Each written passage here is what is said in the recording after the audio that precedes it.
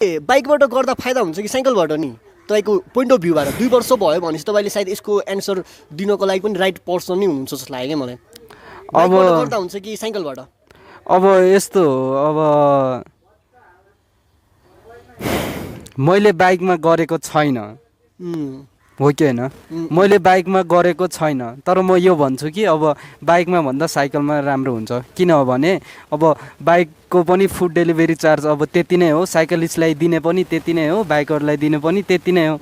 Bike र साइकलको पनि त्यति नै डेलिभरी चार्ज सेम हो भनेपछि त अब साइकलमा त के भन्छ पेट्रोल हाल्ने पैसा बच्यो, अब बाइकमा त पेट्रोल जान्छन्, अब सर्भिसिङहरू गरिराख्नु पर्छन्।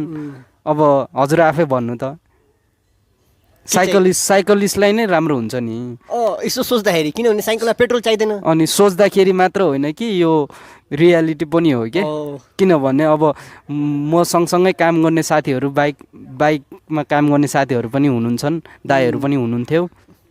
अब साइकलमा हल्का आफूलाई आफ्नो के भन्छ एनर्जी दिनुपर्ने भएर मात्र हो, नत्र त डेलिभरी चार्ज सेम छ भने त अनि स्योर साइकलिस्ट नै राम्रो हो नि। साइक्लिस्ट नै राम्रो हो नि त, साइकलिस्टलाई साइकलमा बाटै राम्रो हो नि।